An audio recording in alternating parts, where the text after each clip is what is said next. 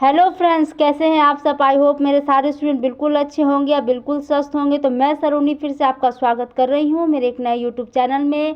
तो स्टूडेंट्स, आज हम लोग पढ़ेंगे सॉइल चैप्टर के बारे में। तो सॉइल में जो है उसमें आज हम लोग पढ़ेंगे सॉइल एंड क्रॉप्स के बारे में, यानी कि कौन से क्रॉप के लिए हमें कौन सी मिट्टी की आवश्यकता पड़ती है, ठीक है ना। तो उसके बारे में आज हम लोग पढ़ाई करेंगे। तो पढ़ाई करने से पहले प्लीज़ स्टूडेंट्स, जो भी मुझसे जुड़े हैं या जो मेरे वीडियो को देख रहे हैं, अगर आपको मेरी पढ़ाई समझ में आती है तो प्लीज़ ज़्यादा से ज़्यादा इस वीडियो को शेयर कीजिए और फटाफट सब्सक्राइब कीजिए और खूब मन लगा के पढ़िए। तो चलिए पढ़ाई को स्टार्ट करते हैं।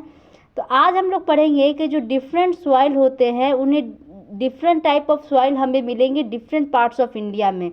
यानी कि हमारे इंडिया में जितने डिफरेंट पार्ट्स हैं आपको वहाँ पे डिफरेंट टाइप्स ऑफ सॉइल मिलेंगे। ऐसा नहीं है कि हर पार्ट में आपको एक ही मिट्टी मिलेगी। हर पार्ट में हर पार्ट में अगर आप इंडिया के जितने भी डिफरेंट पार्ट्स में घूमोगे तो वहाँ पर हर टाइप के सॉइल आपको मिलेंगे, ठीक है ना। हर पार्ट में एक ही टाइप की मिट्टी नहीं पाई जाती है। कहीं पार्ट में आपको क्लेई सॉइल मिलेगा, किसी पार्ट में आपको सैंडी सॉइल मिलेगा, किसी पार्ट में आपको लोमी सॉइल मिलेगा। तो ये थे हमारे डिफरेंट पार्ट्स ऑफ सॉइल।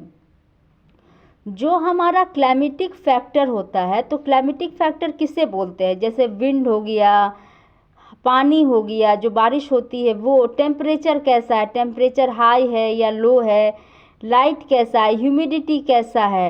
तो ये सारा हमारा क्लाइमेटिक फैक्टर है। तो क्लाइमेटिक फैक्टर यहाँ क्यों आया, आखिर इसका टॉपिक यहाँ पर क्यों आया, ये क्यों ज़रूरी था यहाँ पर शामिल करना। इसलिए ज़रूरी था कि हमारा जो सॉइल का प्रोफाइल होता है या सॉइल में जितने स्ट्रक्चर होता है वो क्लाइमेटिक फैक्टर उसमें बहुत महत्वपूर्ण भूमिका होती है उसकी।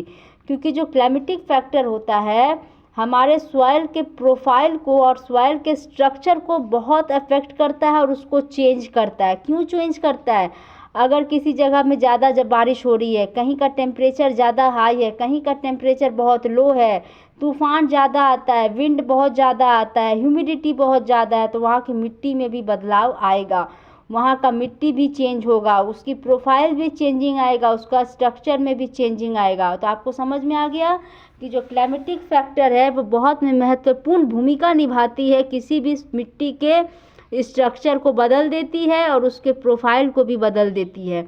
तो climatic factor and the type of soil determine the various type of vegetation and crops that might grown in any region. यानी कि किसी भी रीजन में आप किसी भी तरह का क्रॉप उगाना चाहते हो, वेजिटेशन करना चाहते हैं, तो उसके लिए जो सबसे ज़्यादा ज़रूरी होता है कि वहाँ का क्लाइमेटिक फैक्टर कैसा है, वहाँ का सॉइल कैसा है, ये बहुत ही ज़्यादा ज़रूरी होता है।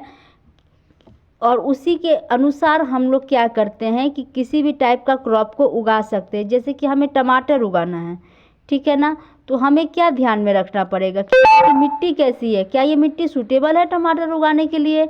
अगर हमें टमाटर की खेती करनी है तो सबसे पहले हमें क्लाइमेट को देखना पड़ेगा, क्या ये क्लाइमेट सूटेबल है इसकी खेती करने के लिए। जैसे आप राजस्थान में आ जाते हो तो यहाँ का जैसा टेम्परेचर है, यहाँ पर बारिश बहुत कम होती है, टेम्परेचर बहुत हाई है, ह्यूमिडिटी बहुत ज़्यादा है, तो यहाँ पर क्या होगा, यहाँ पर अगर आप जो उत्तराखंड, यूपी, हिमाचल प्रदेश, बिहार, आसाम में जो खेती होती है, क्या उस टाइप जहाँ पर वहाँ पर जहाँ उस रीजन में जो क्रॉप उगाए जाते हैं, क्या उस क्रॉप के सीड को ला के आप यहाँ पर उगा दोगे तो क्या वो उग जाएगी, नहीं उग पाएगी। क्यों, क्योंकि यहाँ का सॉइल उस टाइप का नहीं है कि उस टाइप के क्रॉप को उगा सके जो उस साइड उगते हैं।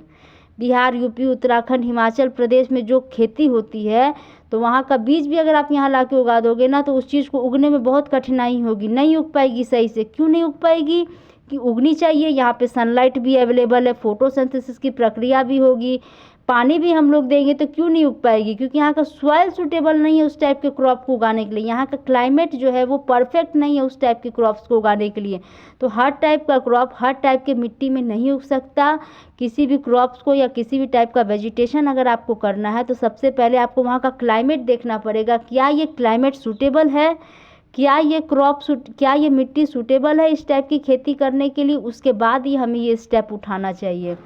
उसके बाद हमें क्या पढ़ना है कि जो वीट और ग्राम होता है उसके लिए हमें कौन सी मिट्टी चाहिए। अगर हमें वीट उगाना हो चाहे ग्राम उगाना हो तो हमें क्लेई और लोमी सॉइल को चुनना चाहिए। क्यों चुनना चाहिए, क्योंकि ये बिल्कुल सूटेबल होते हैं वीट और ग्राम को उगाने के लिए, क्योंकि ऐसा जो मिट्टी होता है वो रिच होता है ह्यूमस में, बहुत ज़्यादा फर्टाइल होता है, सॉफ्ट होता है और गुड एट रिटेनिंग वाटर, यानी कि वाटर को भी नहीं रिटेन करने देता है, इसीलिए बहुत ही परफेक्ट होता है वीट और ग्राम की खेती करने के लिए। अगर आपको पैडी और राइस की खेती करनी है तो उसके लिए आपको कौन सा मिट्टी चुनना चाहिए? क्लेई सॉइल चुनना चाहिए। क्यों चुनना चाहिए?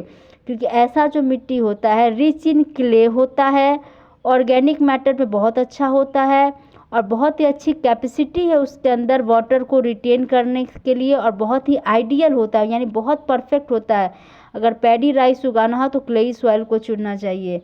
अगर हमको पल्सेस उगाना, लेंटिल्स यानी दाल उगाने हैं, तो अगर मसूर की दाल उगानी है, अगर कोई भी पल्सेस आपको उगानी है तो उसके लिए आपको लोमी सॉइल को चुनना चाहिए, क्योंकि ये वाटर को ड्रेन कर देता है ईजिली। इसीलिए हम लोग पल्सेस अगर उगाना है तो हमें कौन सा सॉइल चुनना चाहिए? लोमी सॉइल को चुननी चाहिए। अब हम बात करते हैं कॉटन के लिए। जो कॉटन हम लोग उगाते हैं उसके लिए हमको सैंडी लोम या लोमी सॉइल को चुनना चाहिए। क्यों चुनना चाहिए? क्योंकि ये वाटर को ड्रेन कर देता है बहुत ही आसानी से और होल्ड प्लेंटी ऑफ एयर, यानी वाटर को भी ड्रेन कर लेता है और प्लेंटी ऑफ एयर को भी होल्ड करके रखता है, जो बहुत ही ज़्यादा सूटेबल होता है कॉटन की खेती करने के लिए। तो आपको एग्ज़ाम में 1 मार्क्स के पूछ सकते हैं कि कौन से क्रॉप के लिए जो अभी हमने बताया है उसमें कौन सी मिट्टी चाहिए, तो उसके लिए क्या करना पड़ेगा? आपको सारा याद करना पड़ेगा। तो ये था हमारा सॉइल और उसके क्रॉप्स। तो अगर आपको चैनल अच्छा लगता है तो प्लीज़ फटाफट शेयर कीजिए और चैनल को सब्सक्राइब कीजिए। Thank you so much.